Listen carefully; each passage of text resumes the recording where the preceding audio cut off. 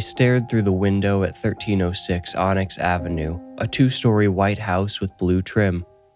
It looked like the sort of house I'd seen through the car window 100,000 times throughout my 9 years on Earth. It didn't have that special thing that made it look like a home. Only 2 houses had ever had that special thing: my grandparents' house and my own. Well, my old house, anyway. Definitely not this new one. But my parents explained we hadn't owned our old house, only rented, and this one was our own. "Come on, Winston, you gonna help us unload or what?" my dad asked. His name was Byron. Still is, thankfully. Until last year, he was a police lieutenant. Now he's retired, but back at the beginning of this story, he was just an ordinary patrolman. So was my mom, actually. You might say, "Oh, don't you mean a patrol woman?" And I would hush you before Mom heard. Mom always said she wanted to be progressive in her actions, not her title. She said, "I can do the job as well as any man, so I'll just be a patrolman, thank you." Elaine Clark took that attitude to her grave. I'd tell her to rest in peace, but for that I think she would haunt me. To wish Mom peace would be to wish her hell. Rest in never-ending action, Mom. I did get out and help my parents unload because I knew what the consequences would be if I didn't. They didn't hit me or anything. They just made me exercise. A lot. Push-ups, burpees, laps. Their creativity did not stretch too far, but my parents could construct a brutal punishment when needed. The other reason I got out of the car that day was I noticed Bolo in the yard looking up at the house uneasily. Bolo was our beagle, named after the law enforcement acronym for Be on the Lookout. Dad named him that because he said Bolo doubled as his name and job description. I hugged Bolo, but it didn't seem to help. Poor guy. How was I supposed to explain to him that he was never going to see his old house again? The emotionless example my parents had given me didn't seem like the right path. "Hey, Winston, could you help me with this?" asked Uncle Roy. He pretended to strain under the weight of a large cardboard box, and when I put my hands under it, he pretended to lose control and tip it towards me. The box only contained bed pillows. Roy and I shared a good laugh. Roy Danko wasn't my real uncle, just Dad's partner on the afternoon shift. Mom and Aunt Chloe Shaw, also not related to me, were partners on the night shift. As I carried the box of pillows inside, Mom saw me and told me it went upstairs. I took it to the first bedroom I saw, intending to set it down, but something felt off in there. I looked around the baby blue walls, scanned the ceiling, but noticed nothing unordinary. Still, the room had a creepy feeling. I put the box in the biggest bedroom just down the hall instead and went back downstairs. I was 9. Need I really say more? "Did you find your room?" Mom asked. She was unboxing our kitchen stuff in the living room so we could cook dinner that night. "Which one is it?" I asked. She said, "Right at the top with the light blue walls. You like blue, right?" "Yeah," I replied, hiding my displeasure. I knew my cop parents would likely not tolerate complaints of a creepy feeling well. "So what do you think?" she asked. Unsure how to answer, I froze. In a rare moment of tenderness, Mom set down the top of the blender and stood to join me at the stairs. She sat down a step below me and gently tugged my hand so I would join her. Then she put her arm around me and said, "It's not your old room, right? Is that the problem?" "Maybe," I admitted. She said, "Look, I know this is hard. My parents moved us when I was about your age, too. But you'll adjust, I promise. We just need to make some new memories here to make it feel like home. Don't forget, we're throwing you a birthday party in a couple weeks." "I know," I said. The problem was, I didn't find the prospect of the party that exciting. We still lived close enough for all of my friends to come, but by all of my friends, I mean the 2 kids from school I could tolerate, Uncle Roy and Aunt Chloe. Still, I reflected excitement, not wanting my parents to think I was being ungrateful. At our old house, Bolo always slept in my room. He had his own bed, but he usually slept on mine near my feet. It turned out I wasn't the only one uncomfortable with my new room, though. Our first night in the new house, Mom found Bolo's bed and placed it across from mine, but when she showed Bolo to the room, he balked at the doorway. "Winston, would you show him it's all right in there?" Mom asked me.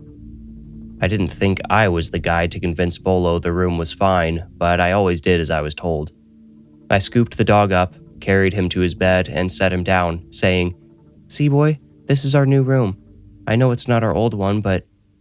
Bolo cut me off by barking ferociously at my bed, seeming to get more worked up with each bark. "What's gotten into you?" Mom asked, coming in and picking him up. I pulled back my covers to see if Bolo might recognize the place he usually slept. This did nothing to appease him. Eventually, Mom tired of holding his wriggling body and set him down. Bolo ran to the side of my bed, dropped his head between his front paws, and, with his tail sticking straight up in the air, continued barking at something underneath the bed. Only there was nothing there. "What's he all worked up about?" Dad asked, coming upstairs. "Who knows?" Mom said. Dad exhaled sharply through his nose and said, "The previous owners must have kept an animal in here." He stopped next to Bolo. "Is that right, boy? You smell somebody else in here? Is it one of those nasty cats, huh?" He scratched Bolo behind his left ear and said to me, "If he doesn't stop soon, he can sleep in our room. I know you like him in here, but you've got to get some good sleep tonight. We've got another long day of unpacking tomorrow." Boy, was that an understatement. There was a contradiction in Dad's plan, though. I knew I wouldn't sleep well without Bolo nearby, especially in that creepy-feeling room. But unfortunately, Bolo refused to stop barking at whatever he detected under my bed. Mom and Dad even moved it out of the way to make sure there wasn't a mouse or something hiding under there. All we found were ants crawling along the trim. Dad thought they had probably all come in while we had the doors propped open, carrying stuff inside, but I didn't remember seeing them anywhere else in the house. But so what? They were just ants. My parents moved my bed back, took Bolo to their room, and left me alone. My birthday party happened as planned with one exception. Aunt Chloe was supposed to be there, but she picked up an extra shift that night and needed to sleep instead. So that left me, Mom and Dad, Uncle Roy, and my friends Jackson and Ryan. I lost touch with them by the end of middle school, so we don't need to talk about them. Dad got us pizza, and we played Super Smash Bros. On my GameCube. Of course, we had cake, and I opened presents too. The only reason I bring up the party at all is to mention the present I received from Uncle Roy. Apparently, my dad had told him how much I wanted a Game Boy Advance, which I honestly thought I was going to get from my parents that year. They had told me they were completely against portable video games, but I thought that might have been a ruse. They could be tricky like that. Well, they got me a couple of new games for my GameCube, but no Game Boy. Uncle Roy saved his present for last and renewed my hope by saying, "You know, Winston, your dad says you've been wanting something to play with on the go. I think I found just the thing." He handed me a rectangular box that, sure, looked too big for a Game Boy, but it still lifted my hopes. I tore through the paper. You know what was inside? An Etch A Sketch. You know, the red rectangle with two white knobs you turn to draw stuff. You probably had one when you were 5. You probably stopped playing with it by the time you turned 9. But I still thanked Uncle Roy, whose face seemed to indicate he thought he'd managed to combine a clever joke with a good gift. I never did get that Game Boy. To Uncle Roy's credit, I found some welcome distraction in the Etch A Sketch while lying in bed wanting to fall asleep that night. It took some time to get the feel for the knobs, but eventually I traced a clumsy outline of our old house. I stared at it for a while, wallowing, and when I started to drift off, I set the toy on the floor next to my bed and went to sleep. I woke the next morning to the smell of waffles and bacon. Dad always cooked a big breakfast after nights he and Mom were able to sleep at the same time. Most of the time, Dad slept while she worked, and she slept while I was at school. I got dressed as usual while ignoring the weird, creepy feeling in the room. I reminded myself that feeling would go away with time. However, just after I finished dressing, something made me question this. My new Etch A Sketch was still lying on the floor next to the bed where I'd placed it before falling asleep. Something had been etched across the crude house I had drawn. From a distance, it looked like random lines had been drawn up and down the screen, crossing over my drawing. Curious, I picked the toy up and studied it. I first recognized two letter N's in the lower center and right corner due to the diagonal lines required to form them. To draw a perfect diagonal on an Etch A Sketch requires some skill, so I knew they must have been drawn intentionally. I held the toy away from my face to decipher the rest of the letters. There appeared to be two words written, one across the top, one across the bottom. They met in the middle, making them difficult to separate from one another, but in a few seconds, I managed to read them. The Etch A Sketch read, "Hello, Winston." I stared at those words. The second, my name, so intimate and personal. I felt psychically violated, which did little in helping me get over the creepy feeling. Unfortunately, when I picked the Etch A Sketch up, I shook some of the aluminum dust and the letters became much poorer in definition. I couldn't show the message to my parents now. They would say I was acting up because of the move or something, seeing things that weren't real. I wondered briefly if Uncle Roy could have rigged some sort of prank or convinced one of my parents to sneak into my room in the middle of the night to scare me. But no, that would have been too far even for them, I hoped. Before leaving my room, I decided to keep the "Hello Winston" message to myself just to see if anyone else would bring it up. If a trick had been played on me, I felt sure someone would want to hear about my reaction soon. We ate Dad's breakfast feast like we would any other Saturday or Tuesday. My parents' weekends nearly always fell in the middle of the week. No one mentioned my Etch A Sketch until I, myself, finally broke. "Did one of you write something on my Etch A Sketch last night?" I asked, trying to sound unaffected. "Honey, did you? I know I didn't," Dad said. Then he cocked his head and one eyebrow and said, "You know, I don't remember anything after I fell asleep last night. Maybe I did." Growing more dramatic, "Maybe something took over me and forced me to sneak into your room and write..." What did I write? "Hello, Winston," I said.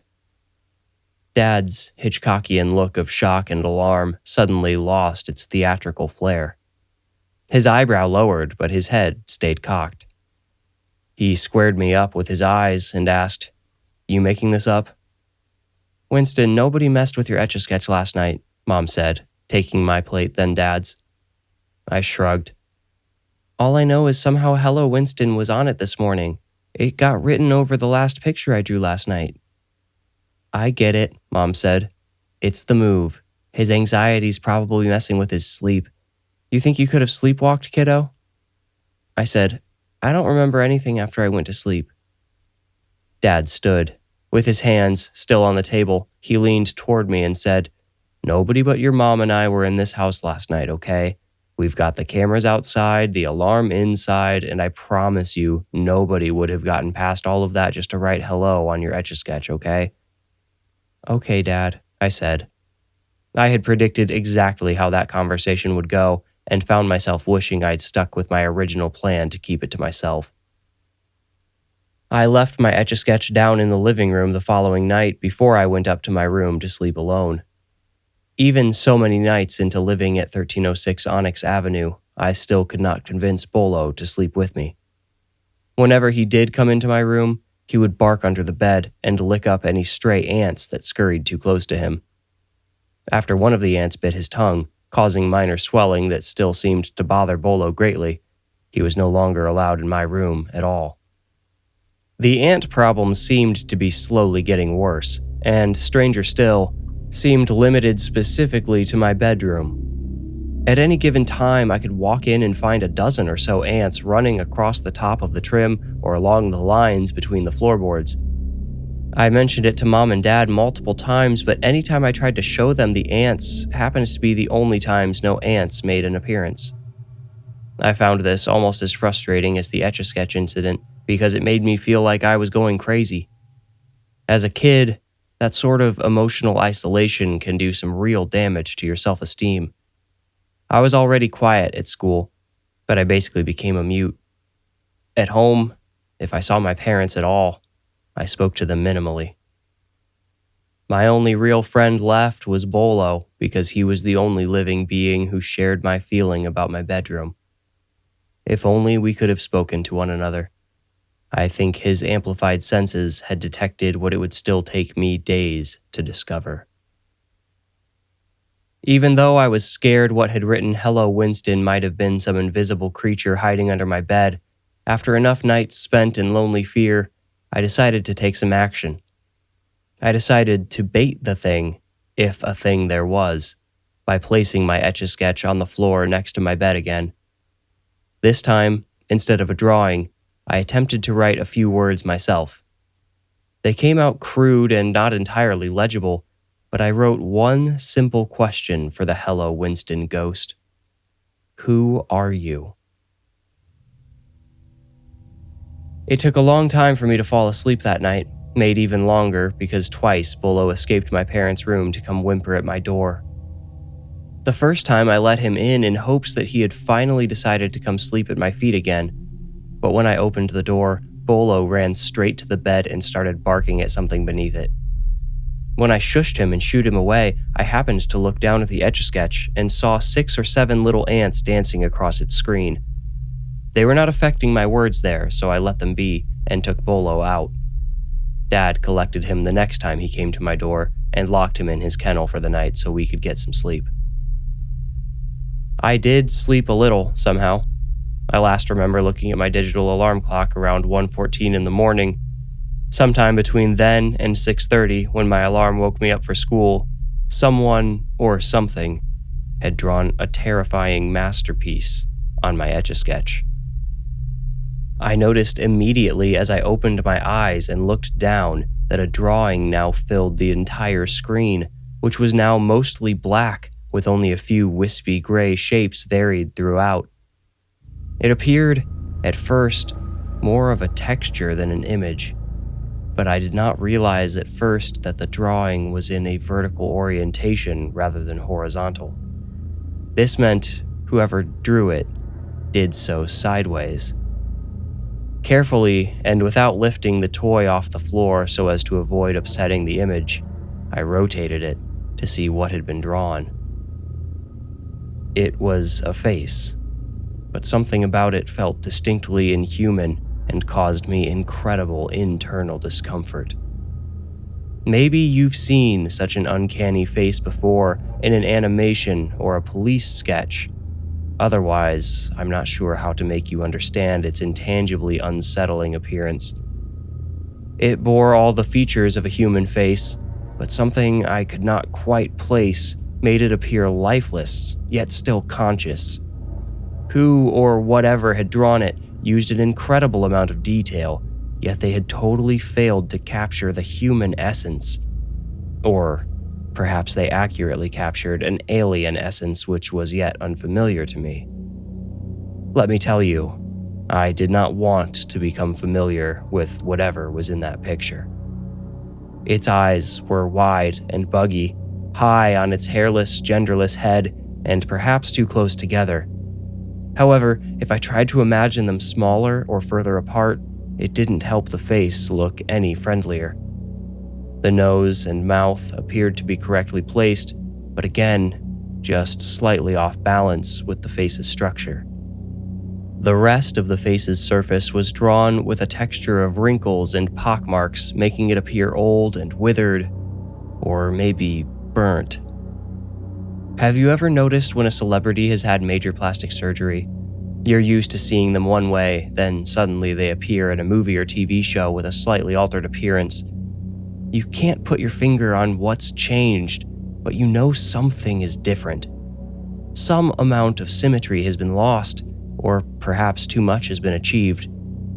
That feeling, plus the general weirdness of finding the complex drawing next to my bed, is what I experienced that morning. This time, there were no words, no direct mention of my name, yet I felt all the same that this image was intended as a message for me, a warning, or maybe a threat, telling me I was not alone. As delicately as possible, I picked up the Etch A Sketch, holding it flat as I carried it downstairs. Dad was down there drinking tea and watching the news. Mom would still be on duty for 30 more minutes, home in about an hour. "Dad, look at this," I said, approaching with the Etch A Sketch at his eye level. He said, "Let me see," and reached out to take it. I instinctually turned away to prevent him from accidentally erasing the face. Ironically, my own jerky motion caused irreparable damage to the visage, shaking aluminum dust back in place, filling up various crevices in the wrinkled cheeks and forehead. Some portion of each eye also disappeared, as well as most of the nose. What I was left holding was a seemingly arbitrary scribble of gray lines and shapes, some of which vaguely resembled the features of a human face. Personally, I found the disrupted drawing even more unsettling, but since Dad had not seen the original face, he had a much harder time defining it, even when I pointed to specific features to help him see. As I'm sure you can imagine from previous interactions with my parents I've described, Dad saw no reason for concern based on the drawing. Again, he insinuated I may have played with the Etch A Sketch's knobs in my sleep. After being bumped and jostled here and there over the next hour, the face appeared less convincing by the time Mom came home. She looked exhausted, and she was swearing a lot when I heard her talking to Dad in the living room, so I decided not to show her the Etch A Sketch at all. I took it back upstairs to hide it away and try to forget about it. I wished I could shake my own head to erase the image now ingrained there. It was during this brief trip upstairs that I remembered the words I had written on the Etch A Sketch before falling asleep. "Who are you?"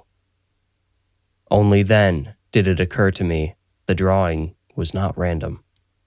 It was an answer. An introduction. I took one step into my room with that on my mind and chucked the Etch A Sketch onto my bed, then hurried out, shutting the door behind me. Unfortunately, the creepy feeling of my room followed me out. It had stopped respecting the boundary of my bedroom's threshold. Luckily, whatever was making me feel that way still seemed to have spatial limitations. They were just growing. It could accompany me out of my bedroom, but not quite all the way down the stairs. Yet. I secretly slept in the living room for the next 3 nights. Mom was working, so all I had to do was wait for Dad to go to bed, give him long enough to fall asleep, then sneak out of my room with a blanket and pillow. In the minutes I spent waiting in my room, I felt sick. During my 3rd night on the couch, I awoke to a commotion upstairs. I heard Dad talking loudly as he bumped around in his room. Worried about getting caught on the couch, I gathered my pillow and blanket to sneak up to my room, but Dad beat me to the stairs. I heard him open my bedroom door and call out, "Winston? Winston, where are you?" "Down here," I yelled up the stairs. I quickly shoved my pillow and blanket back on the couch and went to the kitchen to pretend I had just been getting a drink of water. "Hey," Dad said, coming down the stairs without bothering to turn on any lights. "Buddy, I need you to listen to me carefully, okay? Something just happened at work. Mom's okay, that's what's important, but Uncle Roy is going to come over so I can go be with her." "Be with her where?" I asked. I wasn't an idiot. I could read on his face that there was much more being left unsaid. At the hospital. Look, Winston, I really need to get going," he said. "The hospital?" I replied. "Dad, what happened? Tell me." Okay, Dad said, now slipping his shoes on by the front door. "Mom was involved in a shooting a few minutes ago. She was hit, but it sounds like her vest took the worst of it. They're just checking her out." Still, his expression hinted at more, and I stood waiting for the rest. After putting both shoes on, Dad said, "You're gonna hear anyway, I guess. Aunt Chloe was involved too, and it sounds like maybe she wasn't as lucky. I think she's going to be okay, but right now it's kind of up in the air. Sorry, I really need to go." "Did they get the bad guy?" I asked. My hands started shaking out of nowhere. Dad nodded shortly and said, "Yeah, bastard's on his way to the hospital too, but I don't think anybody's holding out hope for him." "All right, Uncle Roy's going to be here any minute. I gotta go, but you'll be all right until he gets here." "No, wait," I begged, but Dad shook his head and repeated, "You'll be all right for a few minutes, Winston. I'll call Uncle Roy with any updates." Then he left. Bolo stood at my side, staring at the door Dad closed behind him. I felt the room tilting. Mom was okay, but she was going to the hospital? Her vest stopped the bullet, but not Chloe's? Was Chloe going to die? Bolo whimpered beside me. He knew something was wrong. I felt a desire to comfort him, but it did not outweigh my own need to be comforted. Especially after I began to hear a faint chittering coming from upstairs. Bolo spun around and locked his gaze onto the staircase, his body pointed like an arrow. He remained silent, trembling just like me. Together we watched the stairs, waiting in apprehension of what would happen next. Dad had taken his phone, so I didn't have any way to call for help beyond going outside and screaming for the neighbors. I had not reached that point yet, but I was close. Bolo suddenly shot forward, scampering toward the stairs. He skidded to a stop at the first step and started chomping at something on the lowest stair. His tongue flicked in and out as his jaw clacked and he snarled.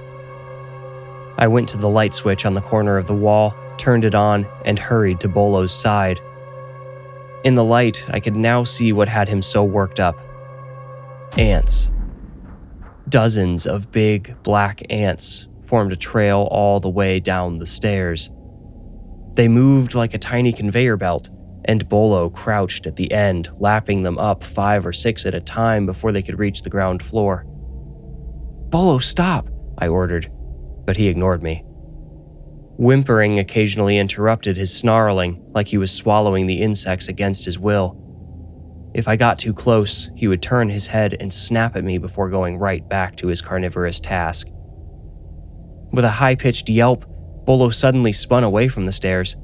He tripped over his own front feet, sprawling on the hardwood for a second before getting back up and stumbling into a corner. There, he lowered his head and rammed it against the wall. "No, boy," I yelled, charging forward. He whimpered and snapped his jaws at me, forcing me back. He then ran through my legs, still whimpering, to another wall and slammed his whole body against it sideways, then backed up and rammed the wall with his head once more. I said, "Bolo, please stop it." But the dog did not listen to me. He continued running about the room, tripping here and there as he threw his body against chairs, tables, walls, and once even slammed his head on the floor. Every time he crossed the growing trail of ants, he scattered them in every direction. Finally, he froze in the middle of the kitchen and arched his back. He lowered his head until his chin almost touched the floor and started to retch. With a cough and a sickly splat, Bolo vomited. From the small puddle which escaped his belly, numerous ants scattered, scurrying in all directions, hiding beneath whatever they could find. "You okay, boy?" I asked. Bolo flopped onto his side and lay panting as I pet him. I looked over my shoulder at the staircase and was horrified to see that without Bolo's intervention, the stream of ants now formed a tendril crawling across the floor directly toward us. I instinctively moved aside, dragging Bolo with me, and the black tendril changed direction, orienting itself to follow us. Behind me, I heard a knock at the door. "Hey, Winston, it's just me. Could you let me in?" Uncle Roy, finally. I opened the door and stepped aside. Uncle Roy started talking before he observed anything inside. "Good news, buddy. It sounds like they're going to release your mom pretty quickly. Aunt Chloe's going to need some more attention, but she's..." He trailed off. seeing Bolo panting on his side next to the puddle of vomit. He looked down at my face, which I'm sure betrayed my fear. "What happened? Is he all right?" Uncle Roy asked. Without waiting for my answer, he went to Bolo's side and crouched down. "Uncle Roy, look," I said, pointing toward the black tendril creeping across the floor. It had begun to retreat back to the stairs, leaving me wondering what the ants would have done if Uncle Roy had not arrived when he did. "What the heck? Are those ants?" he asked. He scratched Bolo's ear as he gave him a quick once-over, then stood to follow the trail of ants to the stairs. He said, "This didn't just start tonight, did it? An infestation this bad must have been growing for weeks." I shuddered, remembering the creepy feeling in my room the day we moved in, just about 3 weeks prior. "I've noticed a few of them before," I admitted. "I think they're coming from under my bed." "Have you guys looked under there yet?" he asked. I had always been afraid to. Afraid I would see something under there. Something with long, spindly fingers capable of twisting 2 small knobs to perfectly spell out "Hello, Winston." I shook my head. Uncle Roy said, "Well, let's take our minds off of Chloe and your mom for a minute and have a look, huh? She shouldn't have to come home to this anyway." He went upstairs, leaving me with no choice but to follow. Once he ascended high enough to see over the top of the staircase, he announced, "You're right. They keep going all the way into your room. Careful not to step on them. These big ones might bite." This was easier said than done, as with each step I took, the ants redirected towards my feet. I looked down once I reached the top and saw that at the end of the trail, the tendril had now turned and started back toward the stairs, chasing after me for some reason. "Uncle Roy," I said to get his attention. He saw the weird behavior too and grunted, the sound of someone refusing to believe in anything they don't already understand, a signal of denial. "It's cold in here," he said, flipping on the light. He peered in, then pulled his head back to say to me, "You're right. They're coming from under your bed. Look." I braved a look inside and followed the stream of ants back to my bed, where they branched out in little rivulets connecting to a larger mass hidden in the shadow of the bed. Uncle Roy asked, "Think you can help me move it?" "I'll try," I answered. He positioned himself at the long side of the bed, hands gripping the bottom of the frame wide enough to lift both ends off the ground. I hurried to the corner against the wall to pretend to help him drag the bed toward the middle of the room. It's a good thing I was pretending and not really supporting any of the weight, because as soon as we moved the bed 2 feet, I screamed and slumped to the floor, nearly blacking out. "Whoa, whoa, Winston!" Uncle Roy shouted, dropping the bed and rushing to my side. Through my blurry vision, I caught the end of the tendril merging with the massive horde. "I'm okay," I mumbled. "Look." I pointed to what I had seen under my bed, where a writhing, swirling black mass of ants churned continuously, yet maintained a still and perfect representation of the very same uncanny face which had appeared on my Etch A Sketch. Only now, with its eyes glinting and reflecting light off the backs of hundreds of shiny ants, it looked so alive. "Move back if you can stand up," Uncle Roy whispered, dragging me a foot or two himself. He leaned over the horde while I got to my feet. "Good Lord, son, there's so many I can hear 'em. Hear 'em clicking and clacking. Couldn't you hear that laying in your bed?" "I've been sleeping on the couch," I admitted. His eyes softened with empathy. I explained, "I didn't know how bad it really was, or I would have said something." "Yeah, that tracks," said Uncle Roy. "What's with the face, though?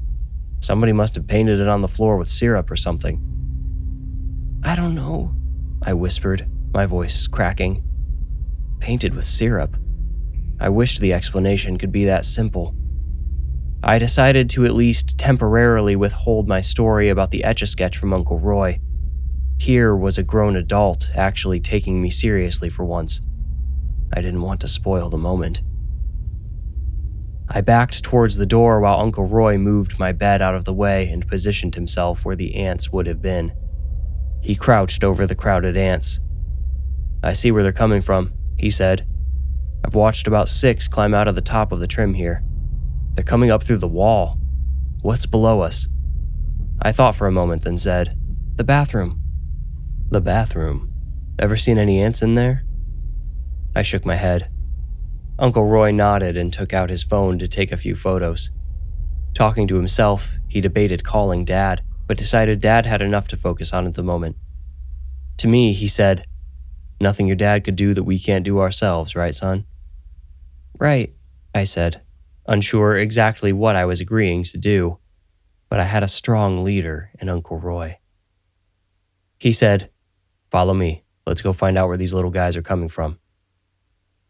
A voiceless thought whispered in the back of my head, "Are you sure you want to know?" Bolo stayed right on my heels as I shadowed Uncle Roy around the corner to the stairs and to the downstairs bathroom, where he turned on the light and examined each wall and corner. "None here," he said. He brushed an invisible line from the ceiling to the countertop, then crouched and opened the cupboard beneath the sink. He looked under the sink for a minute, then withdrew his head and stood. I waited in the background, staying still and quiet to let him concentrate. I kept thinking I could hear the click and clatter of the ants churning right above our heads. Were they still forming that uncanny face with its ambiguously evil expression? Had a new tendril emerged from the mass to follow us? Imagining this possibility, I backed out of the dead-end bathroom and waited in the hallway with Bolo. "What's the basement like?" Uncle Roy asked me as he closed the cupboard. I said, "I'm not sure. Dad says there's just a bunch of stuff I shouldn't mess with down there." "Never been in your own basement?" "Well, that might be where they're getting into the wall," he told me. "You want to wait up here while I go check it out, or—" "No, I want to go with you," I interrupted. His eyes softened toward me again, and he nodded. He beckoned Bolo to follow him and headed toward the basement door. When he opened it, a noticeable change in temperature occurred. It felt like the middle of winter if someone left one of the basement windows open, only we were still in the early weeks of fall and the outside temperature had yet to dip below 40 degrees. It seemed, at least to me, impossible that the basement could be so cold naturally. "Last chance," said Uncle Roy. "Staying or coming with?" I pointed down the stairs. Uncle Roy went down first, followed closely by Bolo. At the bottom of the stairs, he pulled the drawstring under the exposed light bulb in the ceiling and illuminated the musty, unfinished basement for me to see for the first time. Empty metal shelves left by the previous owners separated different sections of the otherwise undivided room. They were all blanketed in spiderwebs, some old and dusty, some brand new with hosts who retreated as we neared. The concrete floor felt like ice under my feet. It hurt to stand, forcing me to keep moving. Further into the basement, some of the shelves had old cans of paint, caulk, a box of bathroom tiles, and other random items for home maintenance left behind by our predecessors. Behind one of these full shelves, Bolo started barking. Uncle Roy hurried toward him, making me run after him. "Good boy, here we go," said Uncle Roy, looking at something unavailable to me. I pushed around him, but he held me back, saying, "Don't get too close. Take a look." Bolo was prancing up and down a long crack in the foundation, yipping and chomping at the continuous stream of black ants crawling up from it. I followed the line of erupting ants across the floor, up the wall, and to a hole in the corner of the wall and ceiling, where they disappeared 5 or 6 at a time. "Guess that's where they're getting into the wall," said Uncle Roy. I silently concurred. "But where the heck are they all coming from?" he wondered aloud. "Bolo, stop!" I commanded, seeing him start attacking the ants with his jaws again. He yipped and scattered about 100 ants with his paw. They hurried to rejoin their legion, but the gap Bolo created filled before they returned. Ants poured into it from below in the blink of an eye. They were coming in so fast, I wondered how they hadn't covered the entire house yet. "Okay, we should do something about this to slow them down while we wait for your parents," Uncle Roy said.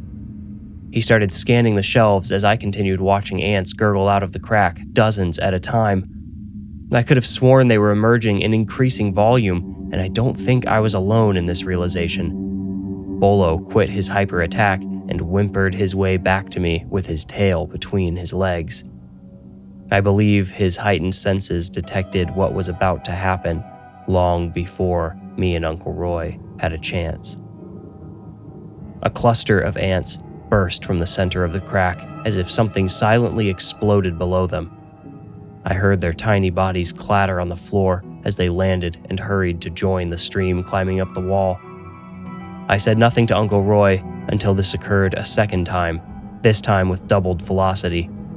A few ants flew far enough to land at my feet and on Uncle Roy's back. "Something's happening," I said, unable to form a more informational warning. "Hold on, I found something." Uncle Roy turned around holding a big gray tube with a pointed white cap, and in the other hand, a painter's spatula. A third explosion of ants sent a few flying at him again, and this time he noticed. He cursed as he danced the ants off of his clothes, and with a nervous chuckle he said, "Normally bugs don't bother me, but these... Man, there's just something really creepy about them." I replied, "I know," glad to finally have this out in the open. "Okay, stand over there by the stairs. I'm guessing I'm going to piss some of them off." He bent over and, with the spatula, scraped the ants away from a length of the crack about 1.5 feet long. He immediately followed this action with a squirt from the gray tube, filling the crack with a dense gray substance. Uncle Roy trailed the spatula behind the tube, flattening the substance into the crack. As I backed away, I read the name Quikrete on the tube and understood what Uncle Roy was up to. Foot by foot, he sealed the long crack, blocking any more incoming ants. When he reached the wall, he dropped the tools and shook out his arms. "Okay," he said. "That's going to take at least an hour to dry, but hopefully it's too thick for him to eat through. Hope your dad doesn't mind me patching this for him." "Thanks, Uncle Roy," I said. I let myself feel relieved until I remembered there were already hundreds, if not thousands, of ants inside the house. Many were in my room, but how many remained inside the wall? How far had they spread, trying to make their way deeper into our house? As if reading my mind, Uncle Roy said, "We'll let your parents worry about the exterminator in the morning. I'll call your dad and see if I can take you over to my place. I think you should all probably stay out of this house tonight." "Okay, sounds good," I said. I patted my leg and told Bolo to come, but his focus belonged to the freshly sealed crack. He sniffed along it, seeming agitated. When he uttered a prelude to a bark, Uncle Roy scolded him and ordered him to the stairs. Yet Bolo still failed to heal. "Head upstairs, Winston. I'll grab him," said Uncle Roy. He made his way around the shelves, shouting, "Come on, Bolo," on repeat. I ascended slowly, nervous to be alone, no matter for how brief a time. And it's a good thing I did, because if I had rushed up, eager to get out of that chilling place as I was, we all, and I say this with conviction, would have died. I heard Uncle Roy yell shortly before he vanished from my field of view.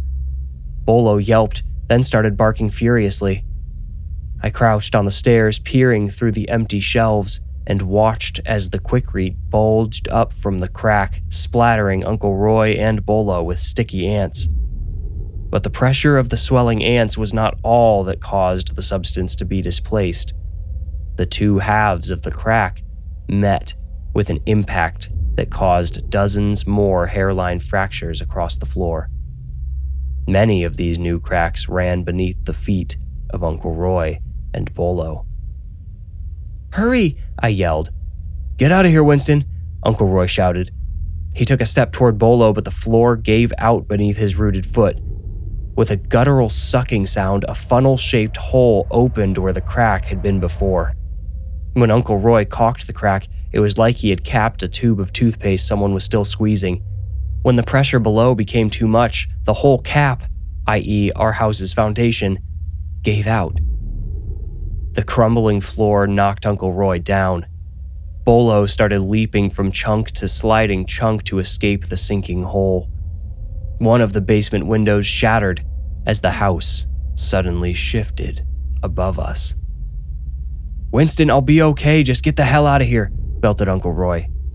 I ignored him. Instead, I pushed over an empty shelf which clattered to the ground inches in front of him, and he dove for it. The shelf slid down the side of the funnel, but caught on a jagged, protruding chunk of foundation. Bolo leapt onto it and scampered over the top before jumping into my arms. Uncle Roy climbed up behind him. When we reached the stairs, a deep grumbling told us we needed to move fast. "Here," said Uncle Roy, taking Bolo from me. He charged up the stairs, then turned at the top to offer me one of his hands. He lifted me off the staircase like an angel, because unbeknownst to me, the stairs had broken away. As Uncle Roy hoisted me up, they crumbled below me. "Out, out, out," Uncle Roy belted, shoving me toward the front door. I reached it and tried to unlock the bolt, but I couldn't turn it. I thought my hands were just too sweaty, but when Uncle Roy set Bolo down to try, he found he couldn't unlock it either. The house had shifted enough to bend the door frame, binding the bolt in place. "Where do we go?" I asked. "The garage, come on." Uncle Roy led me to the garage door, which thankfully opened without issue. We passed through it into the closed garage. I hurriedly pressed the garage door button, but it did not respond.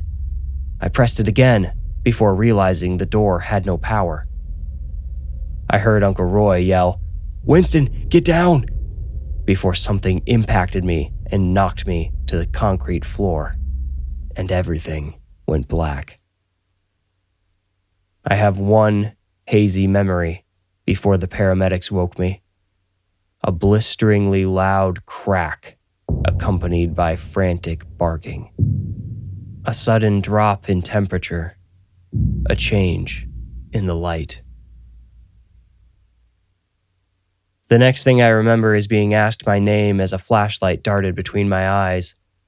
I woke to a full-on emergency response. Police, fire, and medical vehicles everywhere. I wasn't in the garage anymore. I was on the street at the end of our driveway, which was about 50% of what remained of our new home. The house had fallen in on itself and now lay in a smoldering heap in the center of a massive crater. The garage had mostly caved in, with the corner of the roof and the longest wall creating a peak which me, Uncle Roy, and Bolo could all credit with saving our lives. I sustained a concussion when Uncle Roy knocked me over to shield me from the collapse, but otherwise, we were all okay. Mom and Dad came from the hospital to view the wreckage. We watched together as firefighters put out the last of the small blazes which had started as the electrical system was torn apart. By then, the sun had already begun to rise. A firefighter brought a piece of wood over to us and lifted his mask. He knew Mom and Dad, and they knew him. "You guys should check this out," he said, passing the wood to Dad.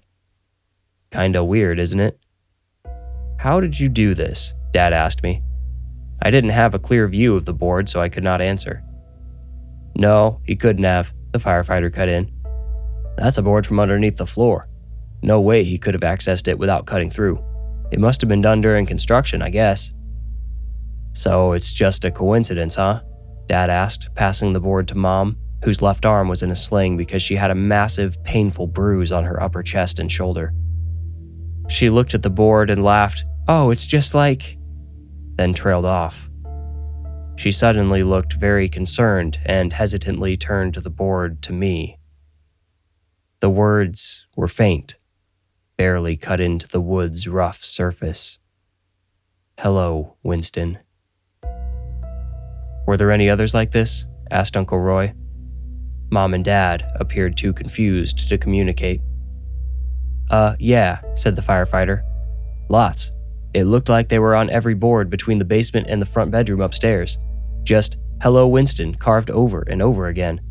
And, something else, sort of interspersed in there too." He reached into his pocket low on his pants and pulled out a charred piece of wood similar to the first, but smaller. This one, he accidentally showed to me first. Can you guess what was carved in it? Something else which had been drawn on my Etch A Sketch. The uncanny face. Mom and Dad stayed silent. "So what happens now?" asked Uncle Roy. The firefighter said, "We wait till the investigation is finished, then probably a controlled burn because we'll need to fill that hole quickly. Nobody knows how far down it goes yet." "Probably to hell," Uncle Roy mumbled. I don't think I was supposed to hear him, but I could not have agreed more. Aunt Chloe spent a couple of days at the hospital, but she would be okay. My family moved in with her to help her recovery and look for somewhere else to live. We landed on a nice little house in another part of town. I grew up there, happily enough. They were never able to put up a new house at 1306 Onyx Avenue. The lot was thankfully deemed too dangerous. The ground is still just too unstable. The city put in some trees instead, but every now and then I imagine that tendril of ants pursuing me, tunneling through the earth in search of my new home. I only saw them once more, the day after the sinkhole swallowed our house. The way the house had tipped, my bedroom landed partially outside of the danger zone. Many of my belongings were strewn across the ground near the edge of our property. My bed had crashed through the wall and skidded across the yard on top of, you'll never believe it, my Etch A Sketch.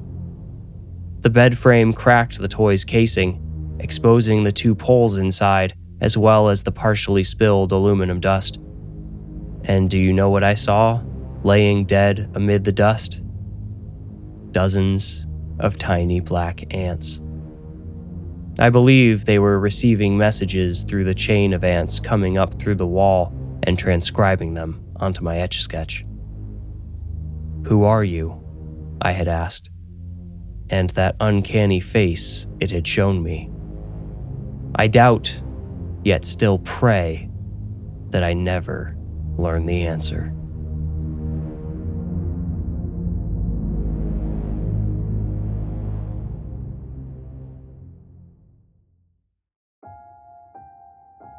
You made it out. Congratulations. If you enjoyed the story, please rate, like, review, or subscribe. For ad-free episodes and bonus Into the Woods episodes, become a patron with the link in the description. You can also support the show by buying merch. That link is also in the description below. To stay up to date, follow me on Instagram at The Warning Woods. If you feel ready, meet me here next week for another journey into the Warning Woods. Thank you for listening.